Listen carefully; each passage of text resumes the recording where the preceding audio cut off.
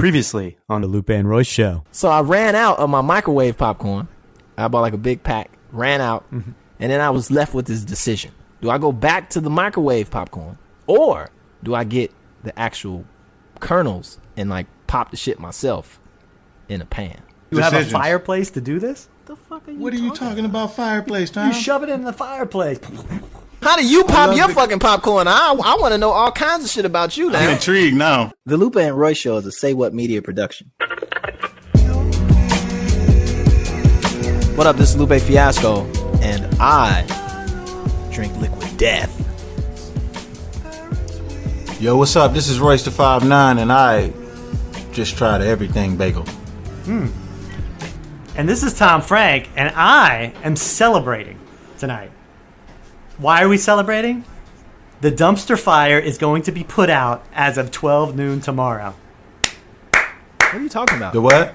He's talking about We'll have a new president. Come on, folks. Right. Hold on. Get excited. We'll get into that. We'll get into that. So we I'm gonna get drinking into the whole episode because I'm so excited. Are we celebrating Biden? We are celebrating Trump leaving. We lost the man already. And Biden taking over? Yeah, that's right. Hey, Royce, I like that shirt. Yes, sir. I like the shirt you're wearing today. Thank you, man. Good friend of mine sent it to That's me. a nice looking shirt. I told him I'd throw it on and I'll rep for him. You know, he's trying to get his merch popping.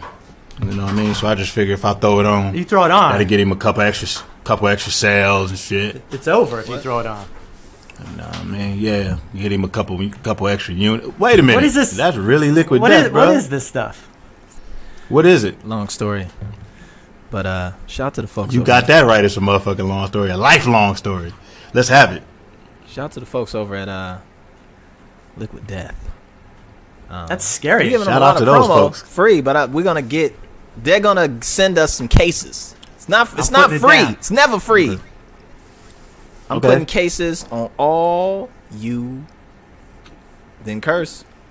See, curse words. Oh, you're not cursing this episode. Okay. See how This that is a works? curse, Keeping that thing going. curse-free episode. All right. Yeah, you got to. All right, Lonzo. Get the So you roster. putting cases on us? Anyway, I also want to shout out. By the time you listen to this show, maybe the day before, there will be new Lupe Fiasco merch. Old new Lupe Fiasco merch, a restock if you want to call it that, over at shop.lupefiasco.com. I thought we couldn't plug nothing that we wasn't both making money off Listen, of. we not making money on this show, so I need to just go all out. I see what this is. So This is a platform for you. That's a fucking iconic answer. I got nothing to retort. Drogas Wave merch will be available as you're listening to the show. Should be the next day or the day after. So stay tuned. More. Ooh. Anyway. Man. So listen. I got my liquid death. I'm gonna crack this open. Wait a minute now. What is that? What is that exactly? That scares me a little bit. What is that? Why are you scared, Tom? Because it's water, called man. liquid death. Is it water? You know Lou ain't about to drink nothing unhealthy. Well- It's probably the healthiest fucking death in a can you can get. Now, Royce, when I first saw what this stuff was, actually, the first time I saw it, I was like, ooh. And it didn't hit me. My friend sent me a text message a long time ago, and it was a photo of this. And I think they were at like some party or something like that. And I was like, oh, interesting.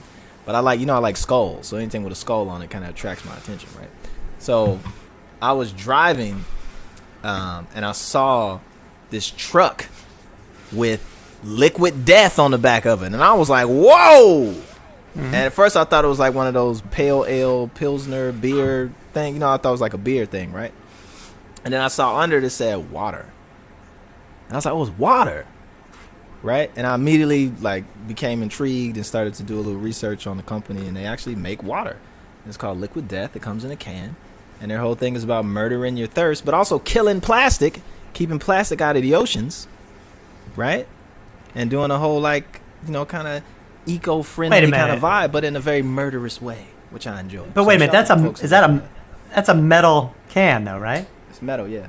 Fully recyclable. Now, You can't recycle plastic. I realize that, but I think the even better way to go would have been some kind of paper container. Yeah, but whatever. I'm just saying. Yeah, maybe you should start a paper water company. I think there. Wait a I minute. think there is one. Wait a minute. What do you wait think a about minute. this, Royce? It's Stop. pretty cool. We giving him a lot of shine. We gonna give him All a of lot this shine. time. All of this time. Hold it. Hold it. Let's get some fucking order Sorry, here. I Okay. apologize. All of this time that I've been knowing my friend Lupe, I'm just finding out that he loves skulls. Yeah, I love skulls. You got to elaborate on that. I never met anybody who loves skulls. What do you mean? What do you mean you love skulls? I mean, You mean like without the skin and the meat on them? I got like a little tiny collection of skulls. I paint skulls. My next album's called Skulls. You paint skulls? Yeah. You want to see? Yeah, I want to see a painting. Do you want want to see one of my skull paintings? Yes, I do. Hold on. Reluctantly.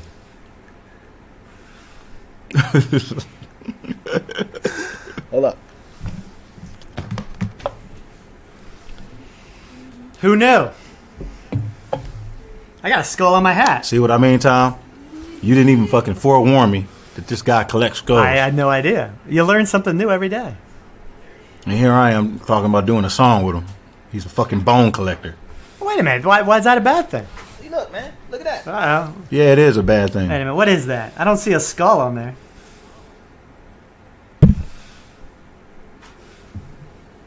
Oh, there it is. It's coming. Oh, there it is.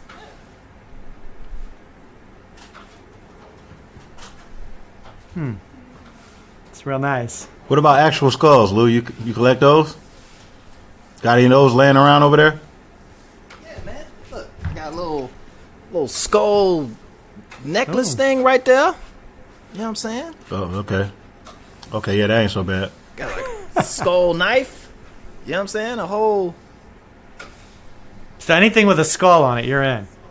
Yeah. I like skulls. Anything made out of let's just say bones. Got any of those? Do I got a Like bone real- skull? Like real bones. I got like animal. I think I got like an animal skull around here somewhere, but nah, just like I like skulls, man. A little skull. What kind of motif. animal? a dog. You got an animal skull and you don't know what kind? I think it's like some type of rodent, A bull. maybe like a raccoon skull or something like that. Cow. I would like a Ooh, bear skull, raccoons. but the bear would have to die, and I don't really want to kill a bear. Well, what if a bear's already dead? I mean, So that's what happened different. with the raccoon? Is the raccoon still living or what? What do you mean? You said a bear would have to die. You said you got a raccoon skull. Did the raccoon have to die too? I'm sure the raccoon is dead. If that raccoon is still but you- alive, then it's a whole nother set of issues So you didn't- we need you to be didn't- talking about. You didn't care about the raccoon life? I mean, I care about all life. But an essential part of life is death. Hence why I collect skulls. Just to not as much remind as me you of care that. about the life of the bear. What they call memento mori is to remind yourself of the next phase of this thing we call life, which is not having life. We actually came from not having life, and we will return to not having life. And then we'll be reincorporated into, our bodies will become the food for other things, and we'll participate in the next set of creation for another set of animals, beings. I'm not agreeing to that. microorganisms. I'm not agreeing for my body to be food for any. Tom, when are we getting paid? He's frustrating me. He's frustrating you? This skull thing has really set you off a little bit. What? Fucking scared Why me, are man. you anti-skull? I'm not anti-skull. He said our bodies are going to be food for the next thing moving on. Yeah. I don't believe in that kind of evolution. Pass. What are you talking about? Like if you had a dog, right? If you had a dog in your house, and say you fell on a knife, right? Where are you Nobody going with knew. this? And you bled out all over the kitchen floor, right? And I you- fell on the knife or the dog did? Yeah, and the families were out of town for like a month. So I'm they didn't dead know. on the But floor? dog- yeah, with a knife in your chest. Who stabbed me? You fell on it. You fell. Oh, I fell on it. Okay. Yeah. Mm-hmm. And say you had your dog, right, was in the house. Yeah? Mhm. He's going to eat me? Your dog would eat you. He would? You're telling me my Cat- if you had dog's going to cats, eat they me? definitely fuck you up. Man, well, my cousin, that's Once one. he gets hungry enough. But what if he like a real smart dog that'll go get help? Well, there's some dogs that like they want to protect dog's you. not eating They'll me. they'll think that you sleep, so they'll just wait. But after They'll a lay while, right next to me. Yeah, but after a while, they might have to take a bite out of you. Well, because they're not eating because you're dead, so nobody's giving Exactly. them food. Yeah. I'm hoping somebody comes home before he eats me. Maybe not. Maybe you can become a part of the dog, and then you will forever be a part of the family. So when they come back, they see that you've been totally consumed by the family dog, and then you live on through What the a dog. scene that would be. Well, pieces of you, because most of it would be feces, and then you would be poop all over the place. But anyway, so Royce, Yes, sir. what we talking about? Politics? Nice skull on that hat. No, we were not. I don't want to talk about politics. I'm having a delicious Monster Energy Hey, drink. see, he's Woo. having Monster. I'm refreshing. having Liquid Death. It all makes sense. Horrible, frightening. things. I'm having a margarita. You have an actual poison, and the actual monster. All mixed up in one. Oh.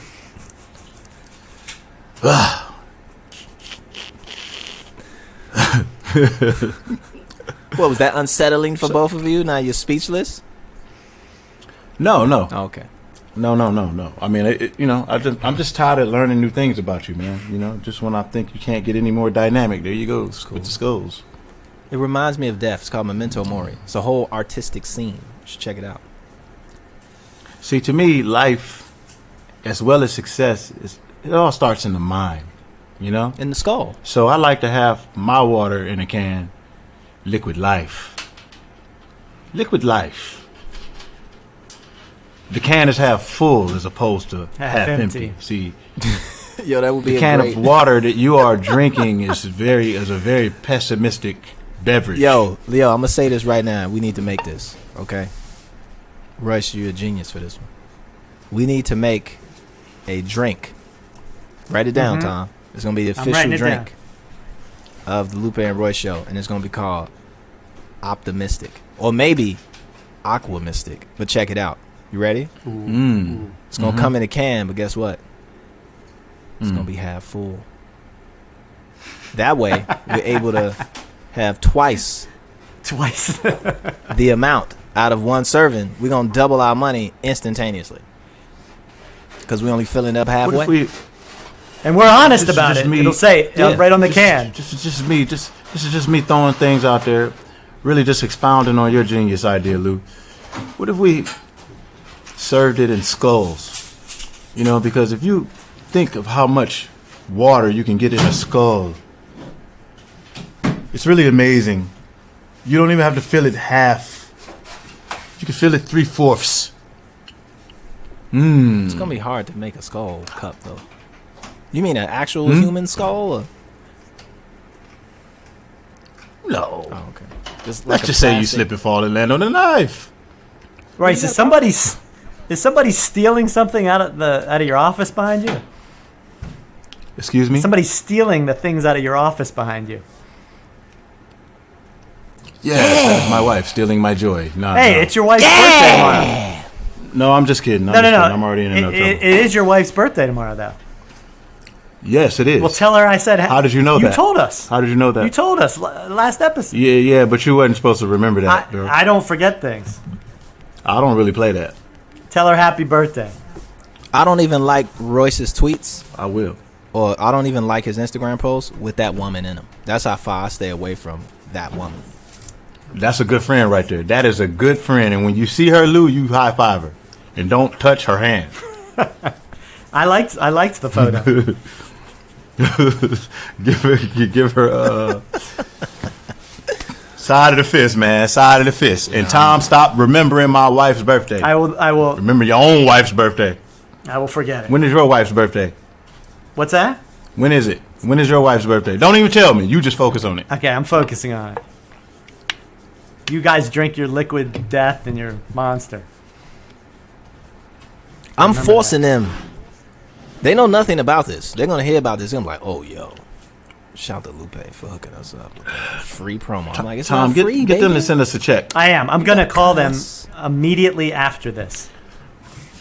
Liquid death. Did you call hotline. Monster? Did you call Monster immediately after Royce kept just chugging away for the past 29 episodes? Didn't call him, did you? No, When it's Royce and me, I you already. gotta- Royce and I already cut a deal with them. Oh, okay, that's fine. Yeah, okay. Okay. Oh, I wasn't supposed to say Sure. that either. Okay, that's fine. I don't. It doesn't bother me. So, will you guys? I remember it was a point in time, man, where I used to cut deals for money. Oh, we don't. Remember we that? cut them for product. Okay. We're just gonna live off the product that we are sent: water, shirts, toothbrushes. Hey, man, send me some of them wavy shirts. I may go to the Navy wearing one. Okay. Army, Navy, Air Force, no. Marines. Yo, we've been doing a whole podcast about fucking nothing so far. This is awesome.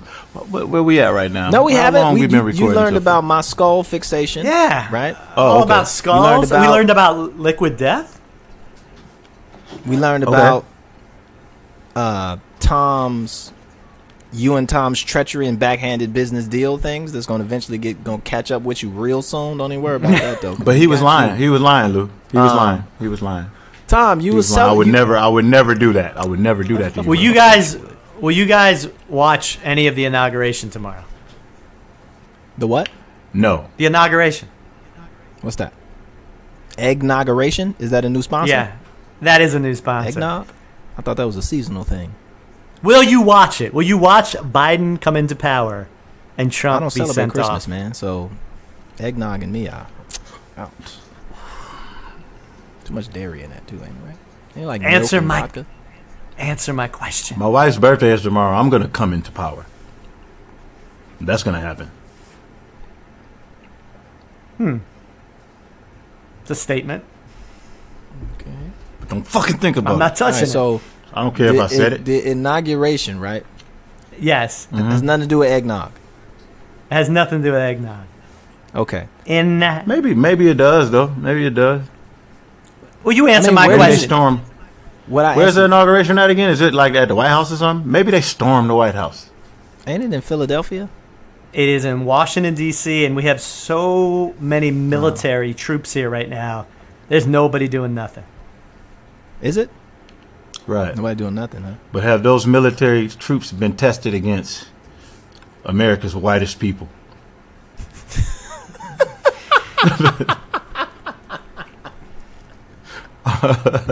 Armed and dangerous. Come on, Tom. You don't think it's a little bit funny, man? This is a important day.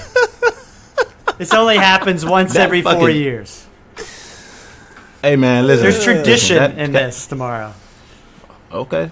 All right. Once every 4 years, but it's only been All right. happening for 200 something years. So if you really just look at it, like how many years has it actually? It's only happened like 40 times, 46, 47 times. It's not Thus special the at all. Thus the significance of it. To you. I For think you. to all Americans. Yeah, to you. That's what I just said. I'm asking: You're all is of there white any America. any significance to you whatsoever? This one? Anyone? This inauguration? Any Barack Obama's inauguration. was hugely significant, but this one, Yeah. absolutely not. It's just my point of view, man. I don't see anything important about this beyond just Trump's out of office. That's Tom, it. make sure you let us know what kind of come out music Biden has. I'll let you know. I heard he's coming out to all the single ladies. Let me know if he does that. I will write down the music that he comes out to. Yeah. I heard he's coming out to all the single ladies because all the men have been incarcerated. So he's going to incarcerate all the men and then come out to all the single ladies. Yo, where's my... Ain't you the producer, Tom? Tom, you look really perplexed about our disdain for this ceremony tomorrow. Especially, ain't nobody can even be there. Like, why are you having it? Can't nobody even be Why there. am I having? Didn't I you don't need to learn be from there. the last pointless ceremonial posturing that got the Capitol invaded that these things have kind of become obsolete? You just need to get to work. You gotta have a welcome party. Come on, man. I think it's worthwhile to have a bit of a ceremony here. Listen, And I will be if I watching was- on TV. Last inauguration. I'm going to hit Kamala up. I mean, there's some significance there. I'm going to hit her on the Motorola two-way page. You know those... Remember? The Motorola two-way pagers? There's major significance right I'm going to there. hit her on the two-way. I mean, give us the list of significance then, Thomas. They Have got we you ever had celebrating wholeheartedly. Have we ever had a woman vice president? No. No. No. There's some significance there. I said a Have list. we ever had a man vice president? I said a list. That's one thing. One thing do not list make. Anytime you have a new person taking over the presidency, I think we have to take a pause and at least celebrate that. There's nothing wrong in life of celebrating moments. Yeah, but celebrate, that's a subjective term. How so? You know? Well, celebrate to you means margaritas. Celebrate to me and Lupe means Liquid death. kiss our ass. Well, look, don't We all celebrate. don't put me in the KIA. KMA? Yeah, don't put me. I don't want to be Kama. That's Royce. I just think that he just needs to get to work, man. Got time for this party. I agree he needs to get to work. People dying, man. Who need to get to work? Biden? Biden needs to get to work. I'm at least... Oh, he actually about to actually do it? He's coming in at a rough time. A really rough time. Oh, man. Ooh, he's got a bar. He's got a bar. That's like fucking coming after a Black Thought verse. What's he gonna do? However will he top that? Mm-hmm. Ooh, the pressure's on. A renegade! Ever since I came, the words to the song that I don't know, but I'ma say them and then know the word renegade. We need to get out of this world that we're in. We need to get out of this pandemic. We need to have some action. We need to unify the country again. Or at least try. 1833 Royce 59. I want my vaccine. Call that line. Right there. You want to get vaccinated? I do. I want it. Me too, man. I want to get vaccinated too. I want to get out and about again. I want my kids back in school. Biden's gonna do that for you, ain't he? Hey, Hook you up, ain't he? the last guy didn't. He gonna So I slide got up in there, there's ain't he? there's a little bit of hope. He gonna make you a sandwich, ain't he? He gonna rub peanut butter all on it with the jelly, ain't he? He gonna slice it in half. For Royce, let me ask you a question. You sent out a tweet today Ways, ain't it? that said Chappelle He Chappelle is gonna make important. you a nice hot chocolate too, ain't He is. Whisper in your How ear. so?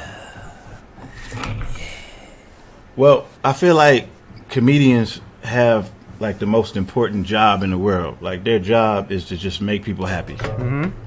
And boy, do we need that right now. And you know what, man? Chappelle, from a comedic standpoint, is the greatest translator I have ever seen.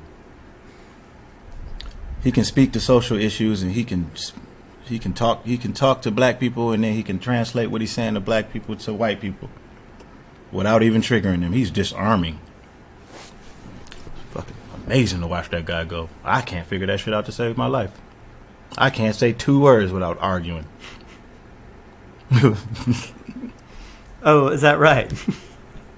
I don't know what's going on, man. Oh, here we go. It's about race now. Everything's about race. They don't do that to Chappelle. He's fucking good.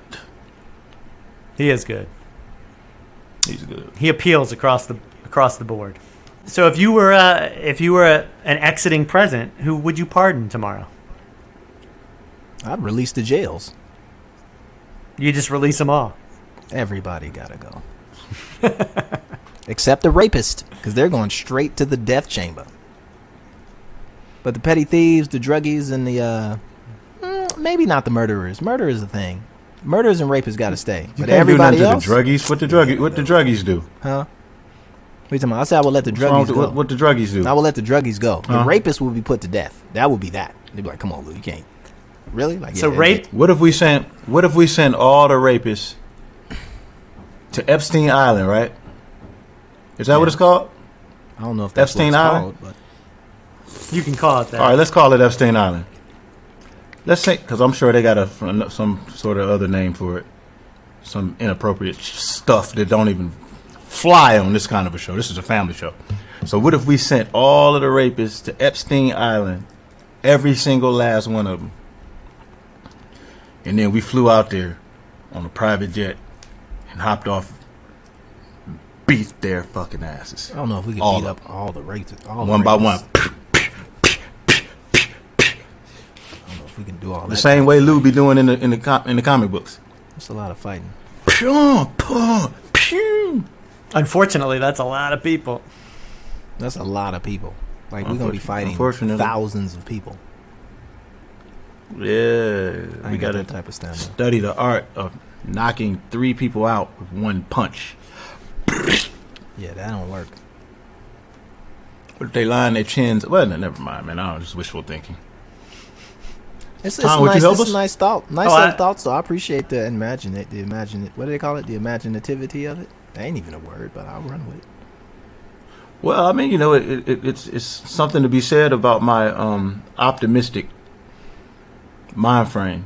You know, You You're mean Aquamistic? Aquamistic, the new water from the feel Lupe like if and I Royce can- show, half full. I feel like if I can visualize it, I can actualize it. You know, a wise man told me that a long time ago, way back in the day, when he was giving me some positive advice. You know,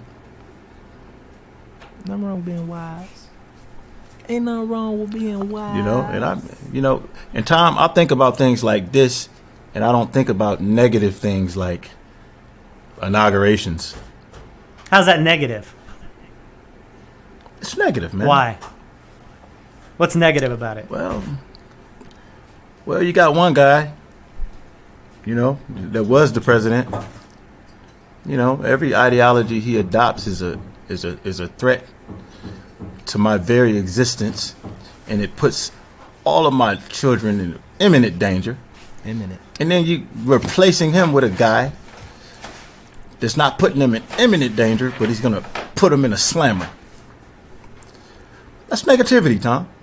Why is he? I got good kids. Why is he going to put them in the slammer? What is he going to do to put them in a slammer? He's gonna pass laws that are gonna make the police profile my children like they did Lil Wayne. You think Lil Wayne was the only rapper with a gun and some fucking drugs? I bet you Post Malone got a gun and drugs. I got a gun. I bet you Ozzy Osbourne had a gun and drugs on his tour bus. This man went to fucking Rikers Island at the height of his career, and he was pulled over by the hip hop police. You know what the hip hop police is, Tom? I do not. While we're in this negative moment, Yes.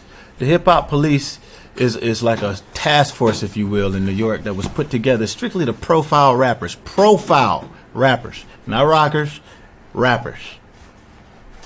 They profiled Lil Wayne, found a gun on his tour bus. It wasn't even on his person, and he ended up doing time in Rikers Island, prison time in Rikers Island. First offense, height of his career, New York City. He's not even from New York.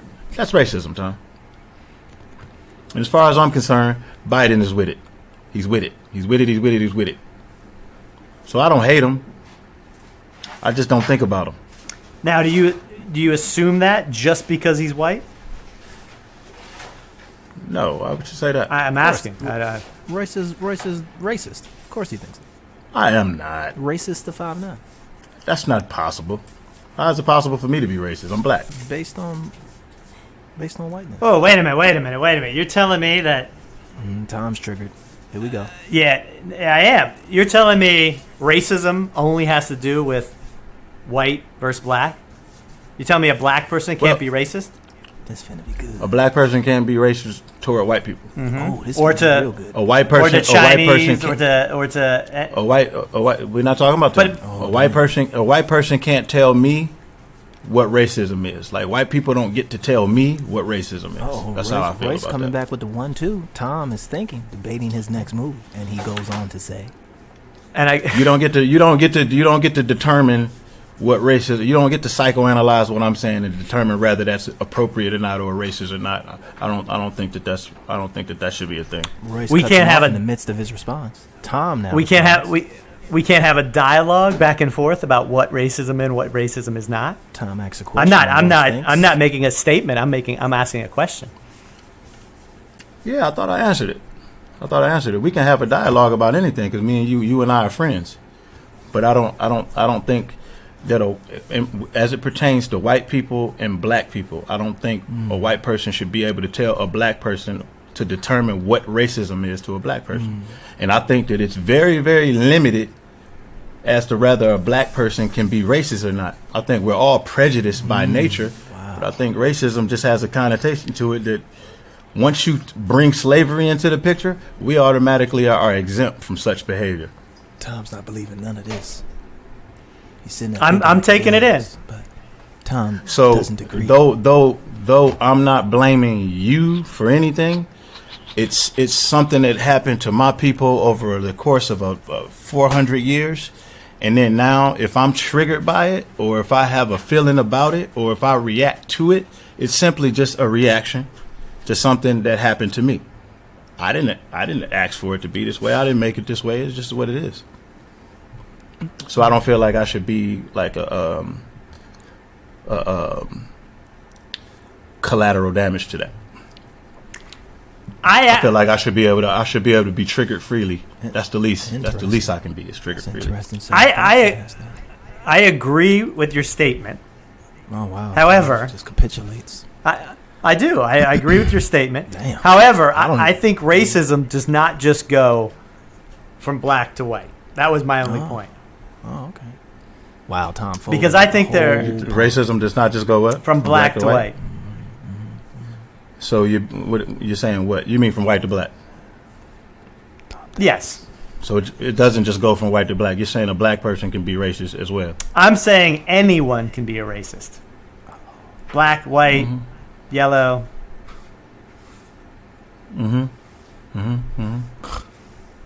Okay, so let me ask you this. So, okay, if a white person is racist toward a black person, do you think that that's the same as a Chinese person being racist toward a black person? Yes. It's the exact same. Depends on the action. Okay. Why am I black? What? Matter of fact, why are you white? Can you answer that? Why am I white? My Yes. answer. Because I can tell you why I'm black. My answer would be because I was birthed from two white people. Okay. Ask me why I'm black. Why are you black? Okay. My blackness is just the juxtaposition of your whiteness. At some point in time, some guy or women decided that they were going to call themselves white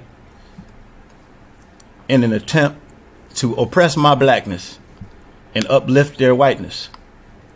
All you got to do is check it. It's in the history books. And that's what made you black? Right? That's what made me black. My blackness is just a juxtaposition to your whiteness. Yes. So if somebody Chinese coming over to the country, they'll probably get all kinds of benefits and stuff from the U.S. that I can't even get in my own country.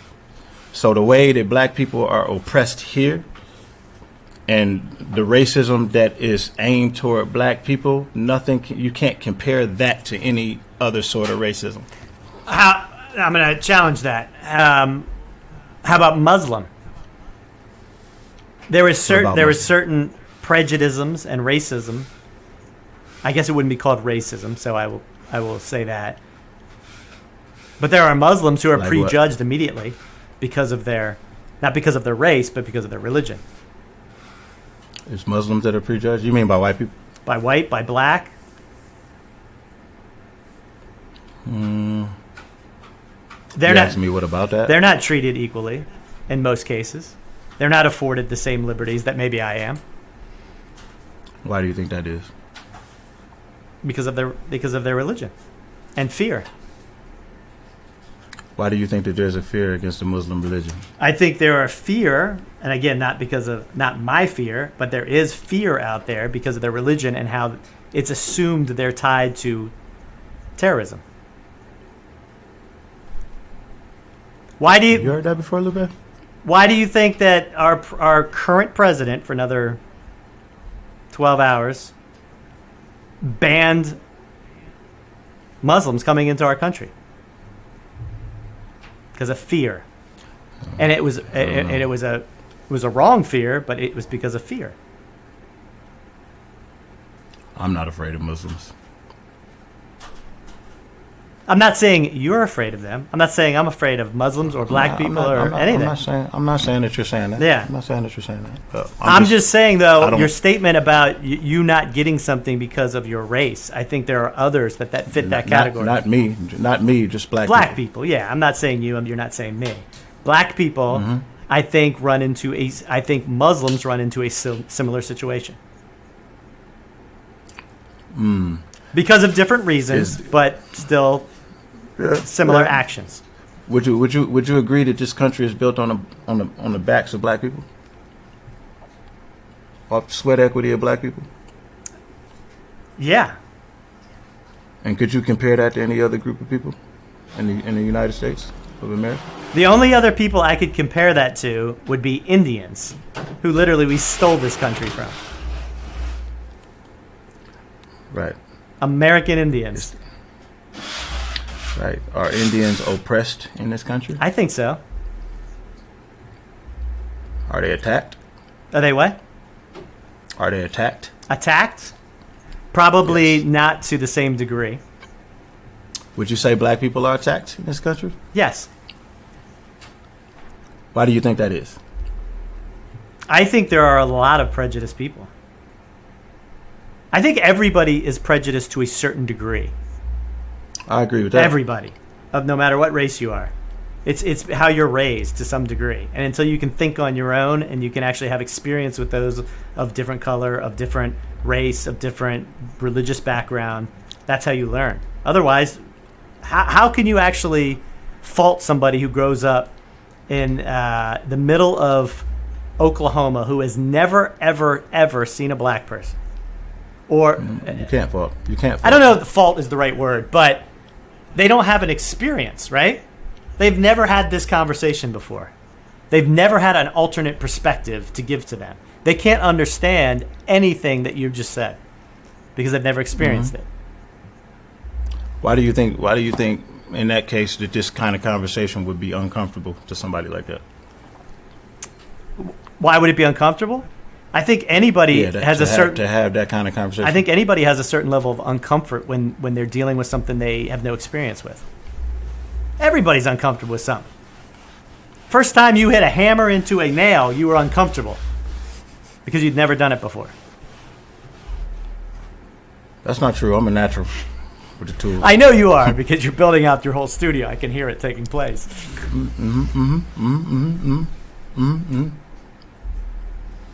Yes. So, I mean, that's just how I feel about it, you know. That's why conversations matter.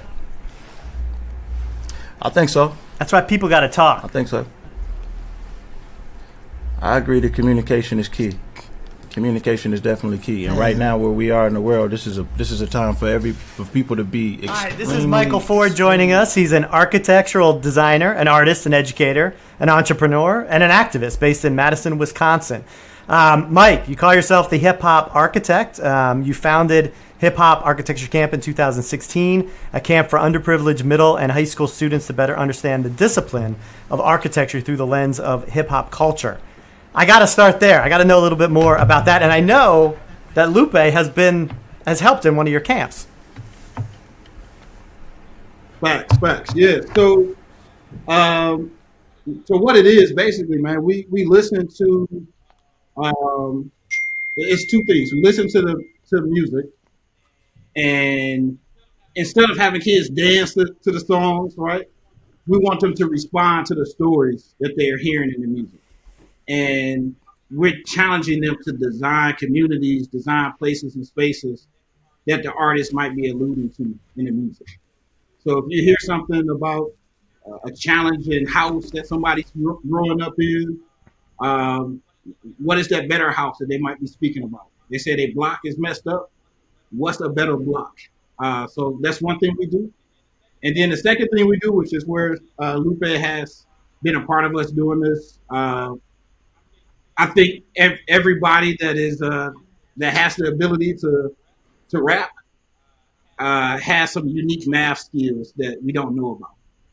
You know, because we can't see it, because it's usually this like a sonic experience, right?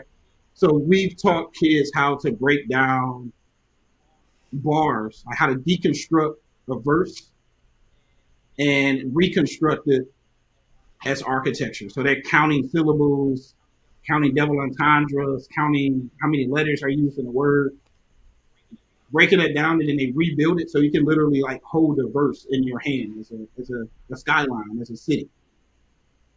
So something very unique. So have you ever held your verse in your hand? People are like, yeah, I had a CD and got a record. Like no, like literally held the words, be able to hold your rhyme scheme in your hand. So that's one of the other things we do with the camp. So Mike, you came in at a very interesting time because we've had a heated conversation about race over the last. I wasn't heated. I'm not. Heated. Lupe was heated. It's not a heated as in a negative thing. And you were heated. You were triggered. You were triggered, and he was heated. I think it was I think it was. I was being attacked. I'm glad you're here, my brother Mike. I think it was actually a very good conversation. That conversation led us to somewhere where I think you can speak very intelligently about, which was architecture, and the fact that and you can explain this much better than I will. But a lot of the work that I've heard from you, it really is rooted in your architectural design and how that is kind of at the forefront of maybe where we are in culture right now because of the architectural elements of how things maybe were built at one point. So I'm going to let you speak to this much more intelligently than I could. Yeah, so I'll be interested in hearing what y'all were talking about, one. But my position that I've taken, I've given a TEDx about this, but I talk about how our environments played a role in creating architecture. In creating hip hop. So it's a long story that I'm gonna try to make really short, and maybe get to some of the race stuff y'all might have been talking about. I'm taking a guess here, but less than 3% of architects are black. There's not a lot of black architects. It's like 515 black women who's ever been an architect. Wow. Ever 515. That's like 0.2% of the profession. Black women, 0.2%. So what I do is I use music to juxtapose, rap lyrics with like what architects thought they were planning. So if you take like Grandmaster Flash and the Furious Five, The Message, and I'll put that next to some of the quotes from the architects who designed the projects. Like they thought they were creating this modern utopia that was going to make everybody's life better. But as soon as you cut all the message, like their first song, the first lyrics is broken glass everywhere. People pissing on the corner. Like they're starting to like critique these environments that the architects thought they were providing. And it wasn't close enough to the situation. I think they were designing for people instead of designing with them. And I give a whole TEDx about how bad architecture resulted in the creation of hip hop. And the last piece of that, or how the whole story comes together, is this guy his name is Le Corbusier, Swiss architect. He wanted to redesign Paris. He wanted to tear down the center of Paris. Like, I could make it better for working class folks. It was like, yo, you crazy, bro. Like, essentially, we're not doing that. But he wrote a whole book about it. He wanted to build these tall towers and put working class people in it. He wanted to give them what we call welfare. He wanted to provide them with organized recreation. He basically wanted to structure their life. He called architecture a machine. And Paris said, you crazy, we ain't gonna do it. But when they were bulldozing the Bronx and building the Cross Bronx Expressway, it was a dude that was a developer. His name is Robert Moses. He took those towers in a park that was going to be built in Paris, and he built them in New York. So that's where our first housing projects came from. And he was saying that, what they wanted to do in Paris, he can do for people in New York, make their life better. And we all know that went to shit quick. It became like some of the worst architecture, with some of the worst social programming built into. And I think where we got into this was I heard a quote that you said that resonated with me at one point, that spaces and places incubate interactions. And I love that quote. And I think where we started to get from this was when you looked at race, and inequality in the United States. You could look at it from a couple different perspectives. One being about slavery, one being about how we built this country over time, right? Like we have very different neighborhoods for different races as things kind of were built. And I think architecture in some ways plays a role in kind of creating those spaces that those interactions took place in. And I don't know, I found that kind of a fascinating quote that you say that I think I heard on Architectural Magazine or something that you had written that you were in. And I don't know, I thought that was interesting because to me, that is kind of where we are in this country in terms of race. It's not about necessarily, neither one of these guys have been slaves. Their ancestors have been slaves, but there is still a part of our society, right, that is not equal based on these places that we've built and that where we've come from. Yeah, I mean, architecture is a racist profession, man. Any profession that has the power to build and create and shape space, I say it's been racist. You think about, Royce, you from the D, think about Black Bottom or Paradise Valley. I mean, they built the expressway straight through what was like a black neighborhood in Detroit because they wanted to get from the suburbs to downtown easily. And the easiest route was right through this bubbling black neighborhood, the only black neighborhood in Detroit. And that happened in most major cities across the country. It always was the easiest way to get from the burbs to downtown was through a black neighborhood. So you have things like eminent domain. People get bought out for pennies on the dollar. Like, yeah, I know you came and you built this business up for nothing, but we're going to offer you scraps, or we're going to just take it from you and bulldoze it. And then for architecture, like if you think about what we're doing, we're determining like how you're sitting at a table eating with your family. Like, someone has actually thought about that before you move into the house. How are you going to sit and eat? Where are you going to have playtime, right? You got a game room. We've thought about how you're going to live your life and move throughout space. Now, if we don't give a fuck about you, are we really going to think that hard about how you're living your life? All right. Are we going to start to cut corners? And that's where you start to get, the shitty architecture starts to come in. Where now people, what I love about, some of the MCs I talked about during the camp, like they're imagining those better places. And I challenge the young people to like really listen to the lyrics, like really pick out what they're saying and use that as a design challenge. Just try to imagine what these artists are talking about in music. But it's a racist profession. I tell them all the time. It's not a lot of us in the profession, and if people don't give a shit about us, you can imagine what they're doing to our neighborhoods or how they're imagining our lives to be lived. So now you did a mural in Madison, Wisconsin that has triggered a few events here. First of all, I mean, it's an amazing mural based on your response to the murder of George Floyd. So I give you credit for that. But the success of that has really, you got contacted by Herman Miller about an interesting project called A Chair That Makes You Take a Stand.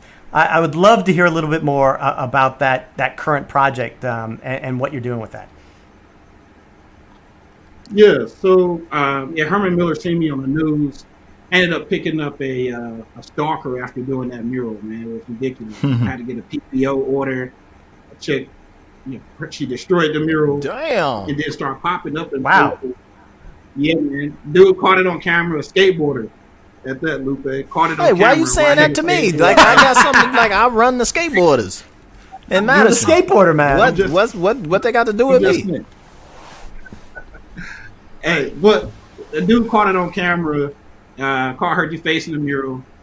And she ended up stalking me, man. I had to get a PPO, which was crazy. It was a white chick who wanted an alternative message out there. She said, hey, I seen that you have done some media before, and I knew if I defaced your mural, the media was going to be likely to talk about it. And she basically wanted to tell us that the Chinese was coming to kill all the black kids. Crazy stuff. But I ended up being on the news about that, and Herman Miller seen it, thought the mural was interesting, and wanted to support what I was doing, and actually what they could do. So Herman Miller is a furniture company, and they got a prized possession. It's this chair called the Eames chair. It's like a collector's chair made in the 50s. But it's probably one of the most celebrated and iconic pieces of furniture. So I said, well, let's do a mural on that chair to get some conversations going. Your customer base, I can imagine who they are. It would be interesting to see this chair that they all love and we like. So basically what I did is I took the chair, we stripped it down, and I wrote the names of as many people as I possibly could fit on there. People who've died of not just police brutality, but racism, violence caused by racism, or inspired by racism. So I have, the girls who were killed in the church bombing. I have people who have been lynched, and a number of folks who have been killed by police over these last couple of years. So, in the chair is meant to be a chair that you don't want to take a seat in, and that's why we call it a chair that makes you take a stand. It's not the chair that you want to take a seat. You don't want to be surrounded by these names. And then the last thing about it is the architects who made the chair. Architects always come up with these interesting definitions of their work, but they called it a refuge from the strains of modern day living. That's what they defined the chair as. Modern day what? So I went to her modern day living, a refuge from the strains of modern day living. So I went to Herman Miller and said, we can bring their idea forward to 2020. What is a refuge from the strains of modern day living, and who needs that refuge? And I said, it's Black folks. Look at what's happening. So how can we use your brand, your product to help support a real refuge for Black people today? So then that's what the campaign became.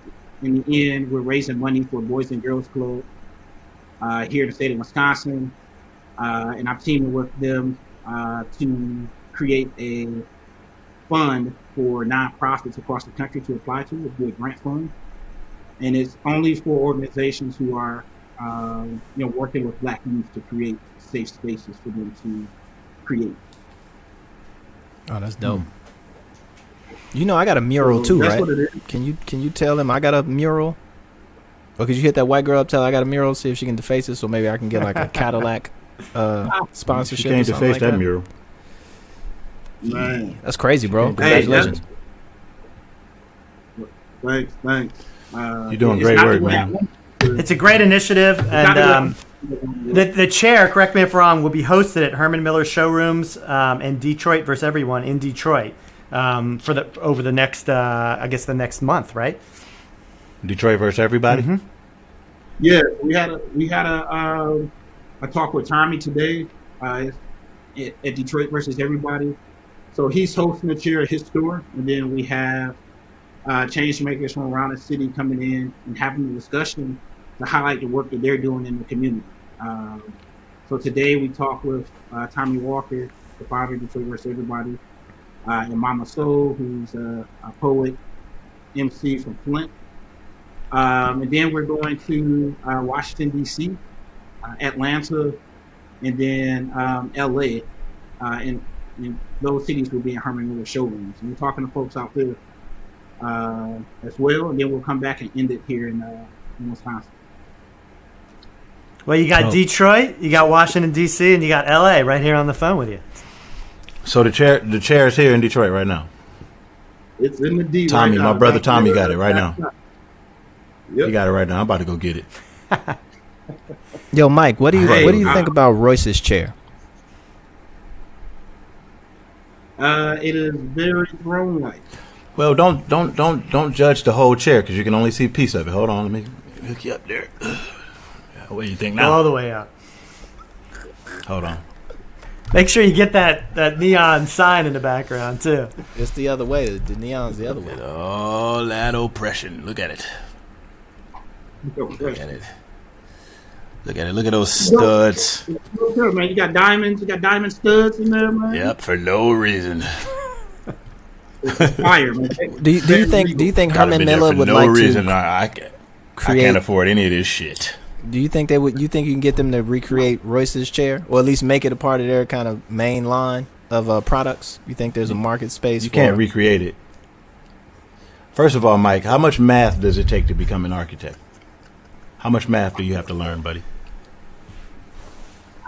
That's a myth, man. I will say you definitely need some understanding of math, but computers are a hell of a thing, man. What level of math? Because we didn't have computers. I mean, well, you definitely do a lot of geometry, and I think with architecture, more than math, man, it's a lot of science, right? It's about understanding materials, a lot of physics. It's a basic thing that people say you got to understand why a building stands and why a building falls. And it's not always math, but it's learning about the composition of materials. But I tell folks, don't let the math scare you, man. It's, I think that's what happened with me. I wanted to be an architect for about 2 years. Royce, I did not know. let's remember who went to Virginia Tech in architecture. Bruh. I wanted to. Let's. I wanted to be an architect in a degree, folks. I got very nervous about actually creating a degree in. You got a degree in cutting grass, bro. Like, no, stop acting like you got this prestigious design. No. I had a degree in landscape architecture. Same college as architecture. Before you cut that grass, you just draw the diagram. From Virginia Polytechnical Institute. Where'd you go to school, Mike? I'm gonna attack it from this angle. I went to University of Detroit. All right. I grew up in Detroit. Went to Cass Tech High School, and then went to University of Detroit. So I was at the crib. Then I moved here to Wisconsin after Detroit. I had issues with the bankruptcy, and it was tough being a young architect in the city that wasn't building too much. Wasn't tough to get doors, though. I heard that. Yeah, you don't know. That's an inside joke. Wasn't tough to get a door, though. Now, for the record, you brought this up this time. You brought this up. I did not. Brought this up. Listen, man, let me wallow in my experience. What year did you graduate UAD? I got my master's there in 06. 06, okay. Yo, Mike, how often, or I guess like what's the percentage of an architect actually creating something and seeing it built in the world, like in their lifetime, like the average architect? Like, how many things did they actually, like, from computer to, actually being out there in the world? It's tough to put a percentage on that, man. It all depends, man. It's a black architect named Paul Williams. He practiced in the 1920s. This dude built 2,000 houses around the Hollywood Hills. It's called the Hollywood Architect. Built houses for Frank Sinatra, all the Hollywood elite. He designed their homes back then. So he's seen a lot of his stuff come to fruition, right? But, sometimes you work on a project, man, that might take, from design to construction, it might take 10, 15 years. Wow. Sometimes, it'll be some long, grinded out projects.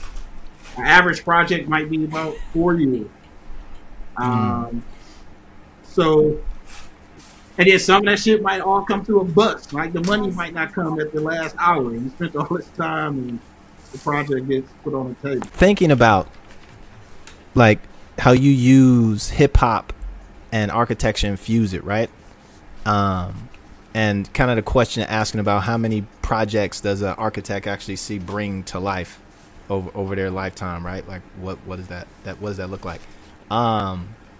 It reminds me of like rap, and like how many albums does an artist have in them? You know what I'm saying? Like, do y'all feel the same thing? Like, how many buildings do you have in you? And also, because you did the chair, when you think of architecture, I immediately think of like a structure or a building. But is it like statues and, like you said, like just reinterpreting a pre-existing kind of piece?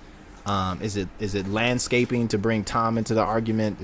Cutting grass, like whereas for us as rappers, it's like albums, mixtapes, maybe features, maybe a verse, freestyle kind of situation. Is that same kind of piece? Like if you can't get the album done, which is the building, you just gonna focus on doing mixtapes, which might be something else. Right. I would say it's not so much of the building doesn't always solve the problem. You know, one thing that we say about architecture, building is the most expensive solution to any problem. The most expensive solution. So when I think about hip hop and architecture, the result of combining hip hop and architecture is not always going to be a building. It's going to be the best solution for the problem. And you know, we do have folks that have moved from architecture and are now thinking about the replacement of all these Confederate statues. Like now that they're tearing them down, what's going to be the replacement? So a lot of architects, you know, you met folks when we have to think in San Francisco, the Cypher, the design Cypher, Brian Lee, he's based in New Orleans. He's thinking about like the next set of statues. And for me to chair, it's no building that would have done it. It's no building that we can ship around from city to city that we can have conversations about. You know, some folks that's pissed off that Herman Miller would do this. I try not to go into the comments, but sometimes I drift down there. But it's no building, I think, that would have sparked this same level of conversation and also made people react to actually create that real refuge. Like, and my call to folks is, there's already organizations doing the work. They're just underfunded. But they've been out here, you know, beating the pavement for years, and they've been having some success with working with our young folks and keeping them out of the crosshairs of everything that's out there. So we don't have to recreate what they're doing. Let's just get them money so they can scale up what it is that they're doing and be their refuge, that safe space that our kids need. And yeah, it was no building that could do that. So I don't see it as like, I couldn't do a building, so I'm going to do the next great thing. I think this was the best solution at that time to this problem. For us as rappers, I think we look at like really, really classic, timeless catalog albums, really beautiful, great albums. We look at them like Egyptian pyramids, right? So you, as an architect, how do you view Egyptian pyramids? Well, that's a good question, man. I'll tell you this. I have a program I'm doing. It starts next month. It's going through Black History Month. And I had a plan on taking kids to Egypt. And we were going to go to Egypt, and they were going to explore different places and spaces, but through rap lyrics. So we're going to start off with Nas. We're going to listen to some Lauryn Hill, but listen to folks who are talking about the Valley of the Kings and Queens. They're talking about, you know, the pyramids in Giza, talking about hieroglyphs being this new, unique language. But the whole idea was to say, you know, you hear people saying STEM now, like it's this hot thing, science, technology, engineering, math. Like, yo, we've been doing that before it was called STEM. Like, we were combining all these things together, you know, back in Egypt. We were teaching everybody else what science, technology, engineering, and math was. So I just want to take kids over there and get them out of this narrative that it's not a lot of black engineers, not a lot of black architects. Like, fuck all that. We might not be a lot, but we was the first. All right, and we were the most creative.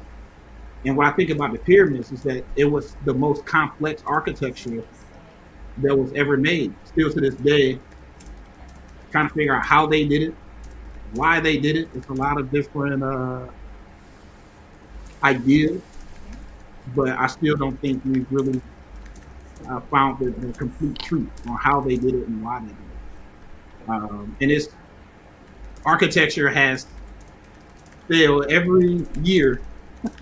Architecture has gotten a little worse. Like, it'll never be an architecture that's as great as what the pyramids were. If you had to think about double entendres or hidden meanings or like the most complex rhyme scheme.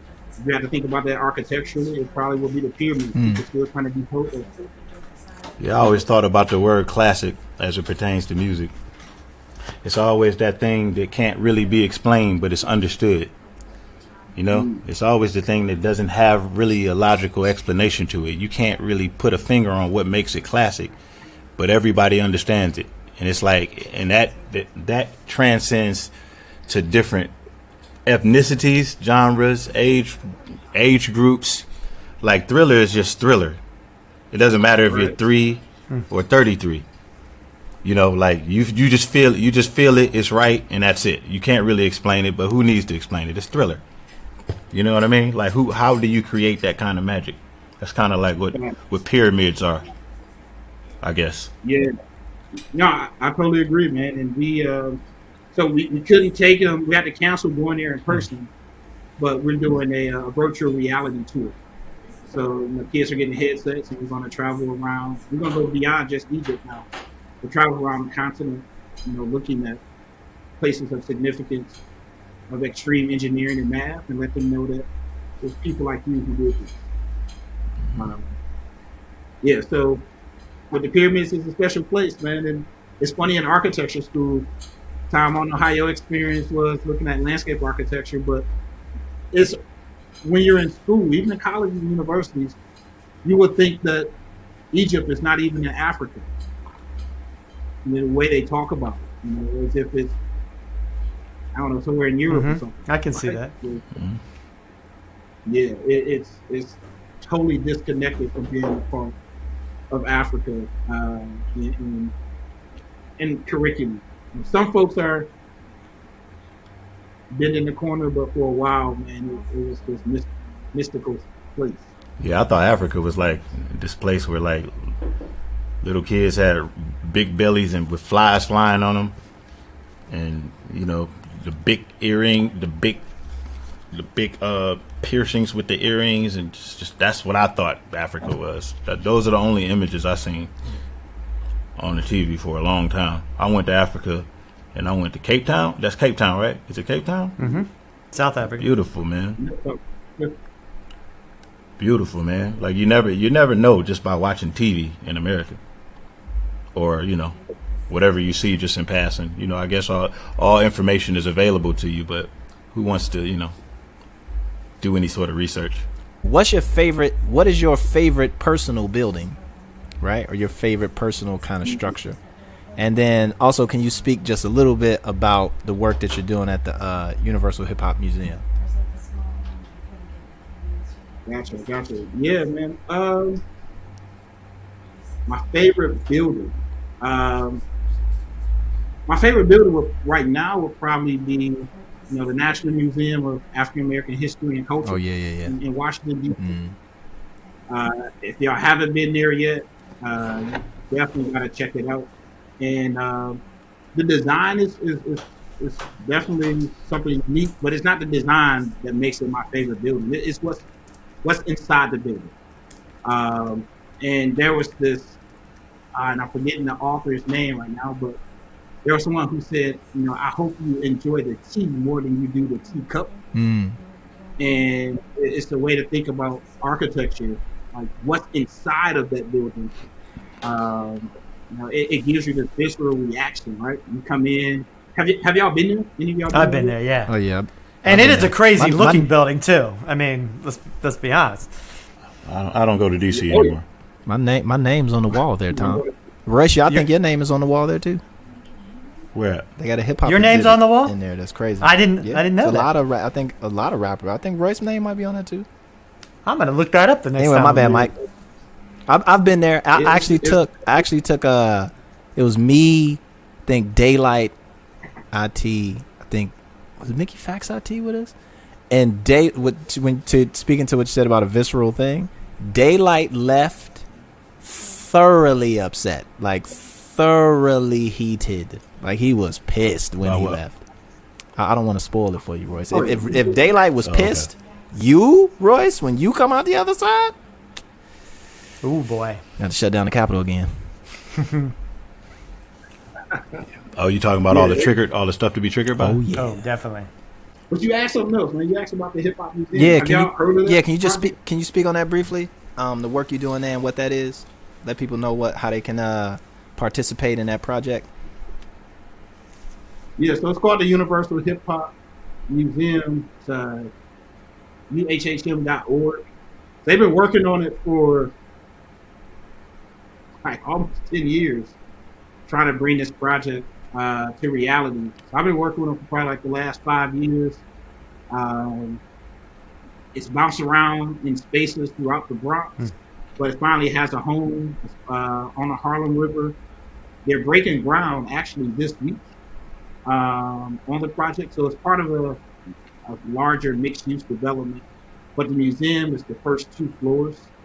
But above the museum, it's low-income, affordable housing. It's a Bronx Children's Museum. But the director of the museum, his name is Rocky Bucano. And other folks have been helping out, like Nas, Mass Appeal. Curtis Blow was the spokesperson for a long time, really pushing the project. But what they're looking to do now really is help people preserve their stories and their legacies. So they're looking for people who want to donate content, who wants to have their content preserved at a museum. That's one of the biggest ways to get involved right now is by donating content to their archives.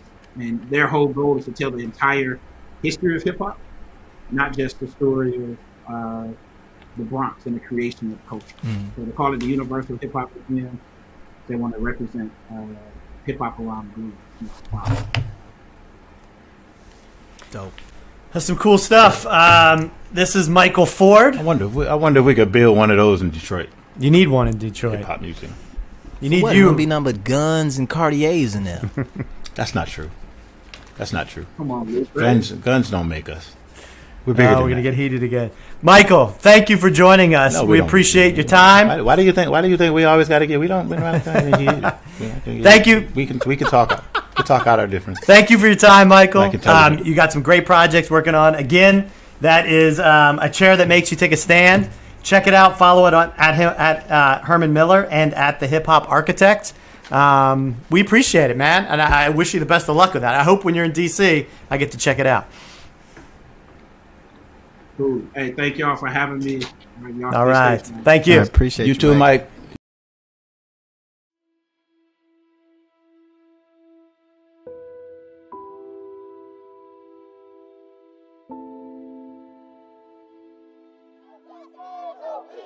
No justice, no peace. No justice, no peace. No justice, no peace. We are black people and we shouldn't have to feel like this. We shouldn't have to protest because y'all are treating us wrong. We do this because we need to and have rights. It's a shame that our fathers and mothers are killed and we can't even see them anymore. That's right. It's a shame that we have to go to that graveyard and bury them. We need our fathers and mothers to be by our side. He used to carry me on his back all the time. Was that fun? Uh-huh. It was super fun. What was fun about it? It's like you be up the sky, like an airplane. What would he say to you? He loved me a lot. Gianna heard the news of her father's death on television. She say, how did he die? And I say, he couldn't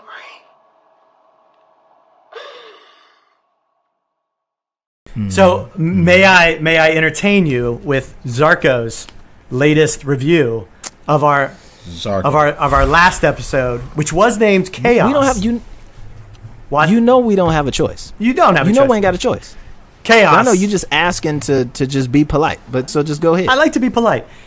Chaos, if you haven't listened to it, rewind one back episode and listen to it. So first of all, he apologizes for his mistakes, his grammatical mistakes in the last review. It wasn't about his English. He was a little distracted because he was working. He was at work while he was trying to write this. So, Zarko, find a nice quiet spot in the future to do so. So I'll start with his review of you, Lou. He loves, and I'm just going to exactly read it. I loved how Lupe was able to create these quiet and serious atmospheres when talking about serious topics. For example, the quietness during the talk about the Capitol in the beginning got me really caught and grabbed my attention.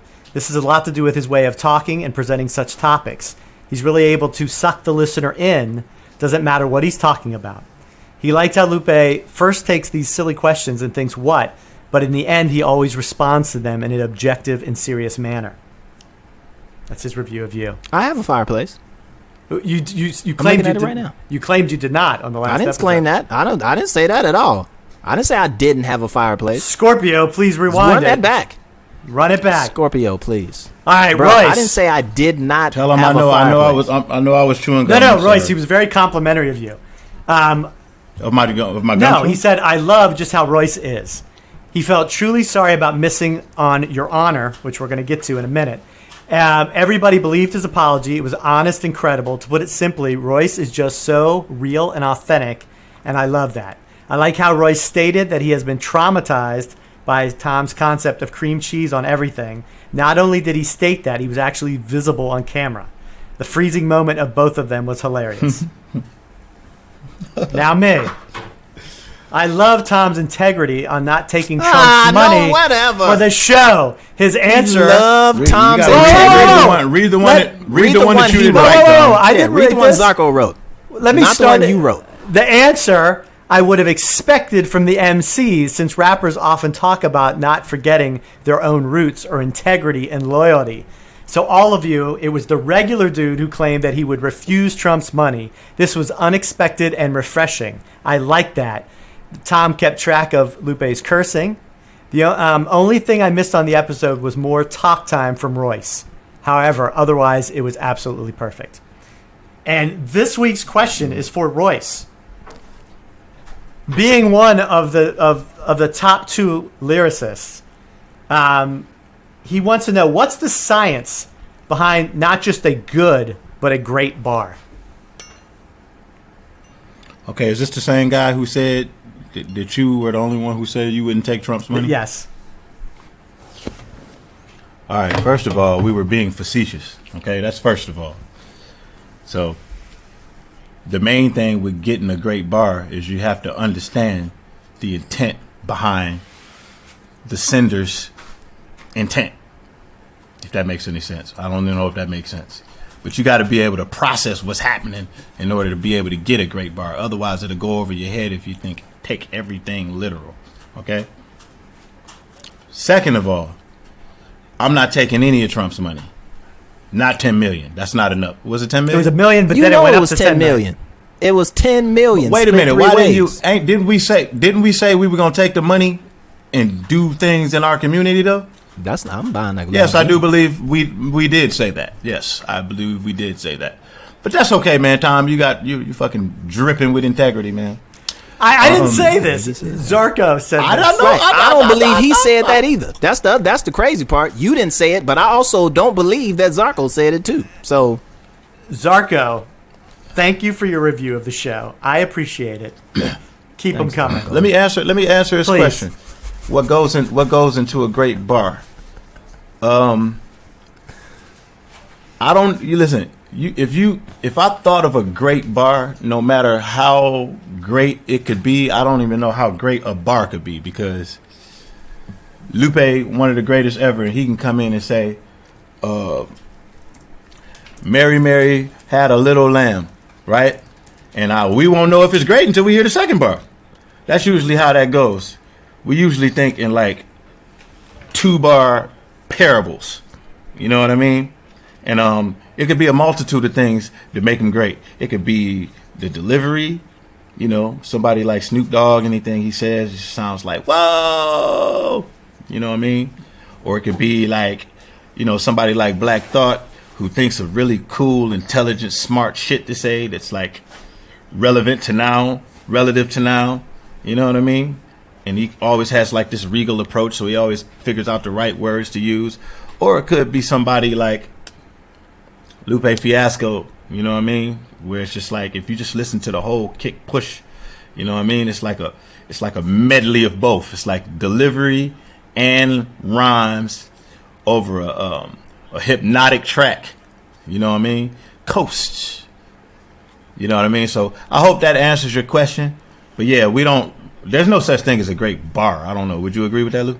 A great bar? I mean, say a great bar. There's levels to it, right? So there's some people, like you said, like, to me, Kick Push isn't great bars.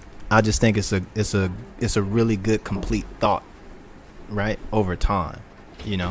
But it's not one line in there that's just like, oh, yo, did you hear that? That one line in verse 2 at the end. So it's people. Well, you know what I learned? You know what I learned in my journeys?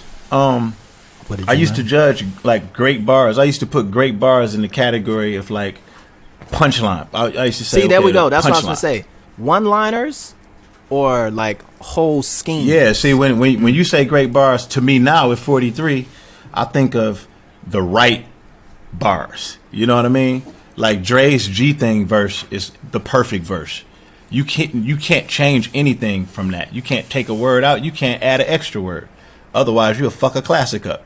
It's the perfect everything. You know what I mean? And I think that's what makes great bars. Those are great bars. If he had overwrapped, or if he had tried to make it more punchline, it wouldn't even fit the feel of the song. It matched the feel. He used the right words. It was the right way to approach that beat. It was the right tone. Everything just blended together. It was like a marriage. Those are great bars. You know what I mean?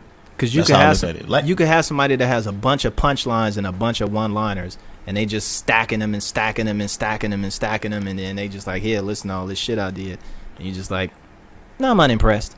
You know, you got to know when. I had songs like that. I had songs like that back in the day and couldn't understand for the life of me why they wasn't connecting. Like, this is so good. But sometimes it could be too good. I always tell the homies, too good. Less is more. Yeah. See, when you become a master, like me and Royce, you recognize when it's like, I don't need to do that much. You know, it's not about just throttle. It's break. If it's too much, then to me it automatically isn't good. Like if you try too hard on a song and you're like over rapping, or you do something in your creative process that takes the listener out of the zone in which they were intended to be in, and it doesn't resonate with them, then you as the creator missed your mark, and it's not good. It's bad. I don't care how good each individual line can be perceived to be. You missed the target, and it's not good. It could be super witty, it could be super smart, it could be super clever, but because it wasn't executed or it was over executed, it defeats the purpose. And you come out looking. You thought you went in and did all this work, and you come out and people like, so when you gonna do your verse? And you're like, damn, bro, I got so many rewritten verses that is that. Where it's rewritten for me to, because I want to kill the verse a little bit more, and I always end up going back to the original that didn't have all that, but I capture some sort of feel that you can't recreate. That's what you're looking for. You're looking for that feel that you can't recreate, and the key is just to know. I got an opportunity. I think that's when rappers fall off, when they stop knowing what's right and what's not. I got an opportunity to talk to Rakim and ask him a question, and I was like, yo, when did you know? I think the question, I don't remember the question. It was either when did you know when to stop, or when did you know, I think it was when to stop, or what to leave out and what to leave in, I think was the question, right? What to leave out and what to leave in. And he was like, you'll go through the whole process of like, you know, edit, rewrites, let me add this, let me go back, add that, da-da-da-da. And he said what it always came back to was his first thought. It was always that first one he did that he always went back to, and that was the one that was most correct. Now, that's just for Rakim specifically.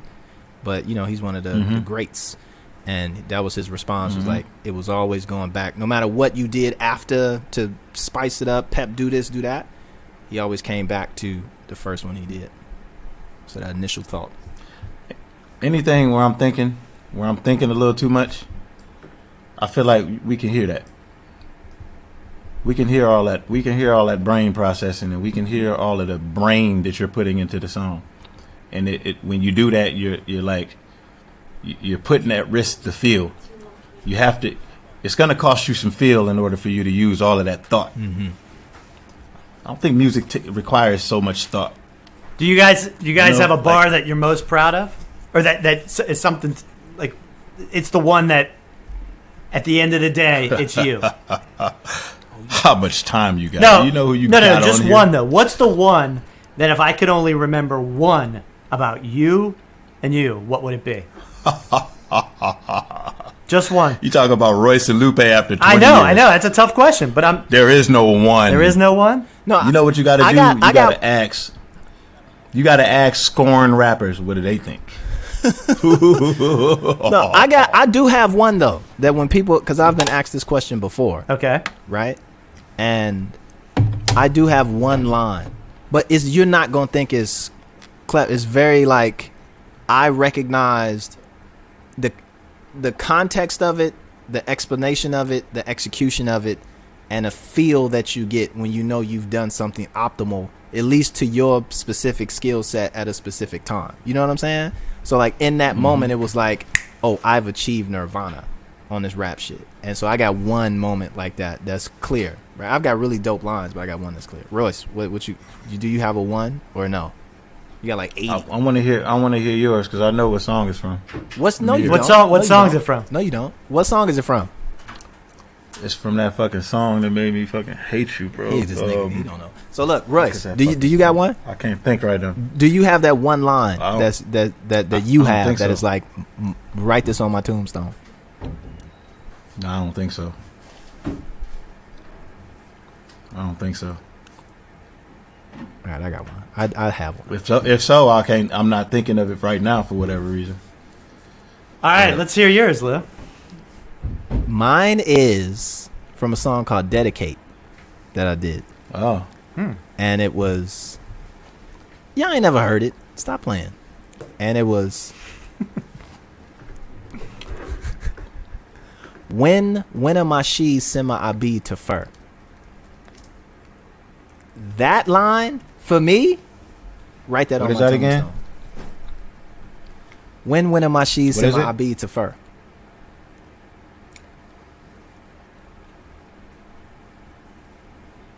Okay. Well, you got to break it down. You got to break it down now. Give You us can't the just- significance. See. But do you think that's first, Royce? Do you think that's like from the raps of mine that you heard? Do you think I would look at that as being like, oh yeah? Do you think I got better lines than that? Of course. Man, hold on, man. I can't think right now, but I'm trying to find this song where you left Earth. Stop, man. So look, you left Earth, bro. When am I You she left Earth. sima I be to fur, right? And it's mwah! Ooh, that shit is fire. But anyway, I don't know what that means. You got to break it down for me. so here's why it's slow. a dope bar. I remember I was talking to Jay, right? It's in the studio with Jay-Z. You know Jay-Z, Royce? He's a rapper. Okay, just make sure. Yeah, I heard of him. I never I've talked heard to of him though. Yeah, I've heard of him. I never talked to him. I never so- kicked it with him. I was in the studio with Jay, and I remember saying to him, we was in conversation, and he was something about like something, and I remember telling him, I was like, you know, in my mind, when you've done like some alien shit with words, when the bar that you have sound like it's in a different language. Right? That's what I thought. Yeah, see? You see? So break it down further, man. Break it down further, man. So it's I mean, when WHEN, winter, my she. So simmer, I be to fur. Right? And so it's when my girl is cold, I'ma be warm for her. Right? So I'ma bring her warmth it's like when a- she's cold. quadruple entendre. So when am I she sima I be to fur. So fur, F-U-R, fur. Oh, that shit is fire! Anyway. I'm very proud of that line. But you got it's the context again. So imagine prior to that, I'm doing all this conventional punchline, witty gun bars. You know how dope of a rapper, or MC, blah blah blah, right? And Mural. Mural. That's what he was looking for. He knew what was going on. I can't think. Whatever, man. I can't think. Mural, bro. So Mural. That's what I'm saying. Now I'm in it, right? So prior to that, it was all just basic 1-2 punch. It was some witty, dope stuff, and I had moments where I was weaving in and getting all conceptual and themey, and it was all like big. But then when you think of things like haiku, when you think of things about efficiency and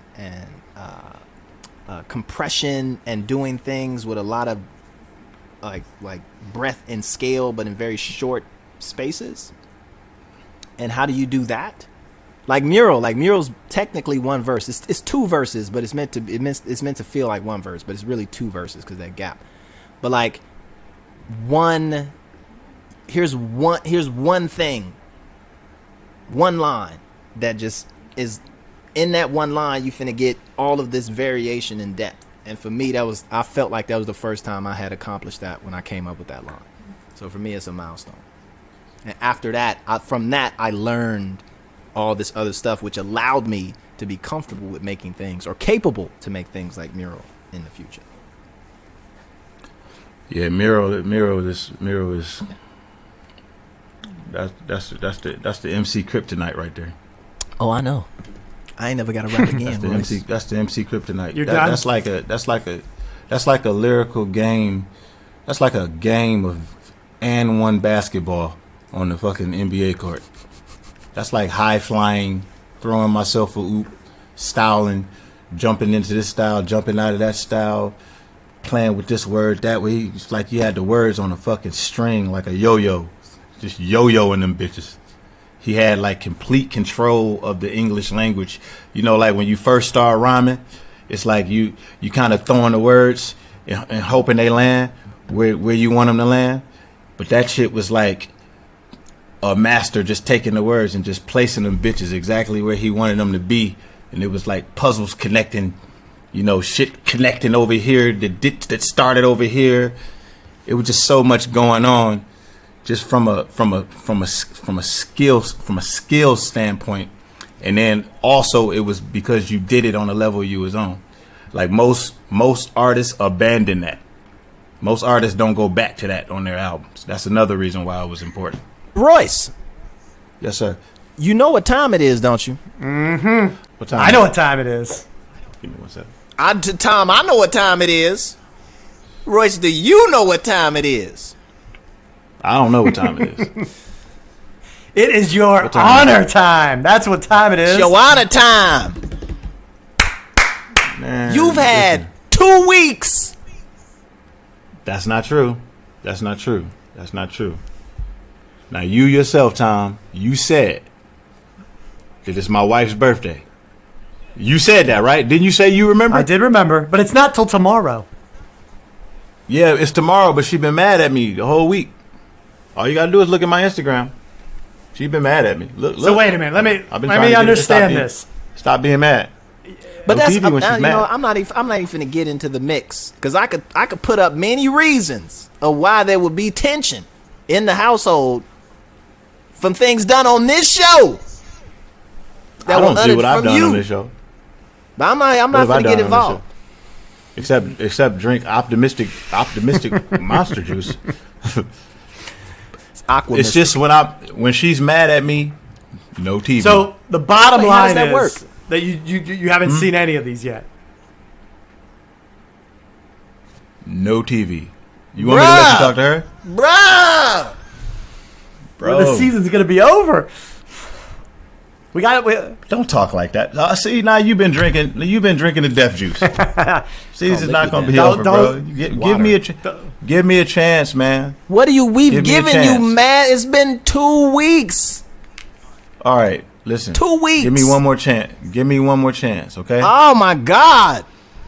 And try to have some patience and grace with me, man. All right. I'm a little slower. I'm a little slower than y'all. Y'all went to Virginia Tech. No, you went. What?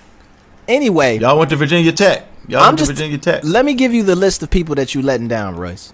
Just so you know. Oh, okay. Fans. Okay.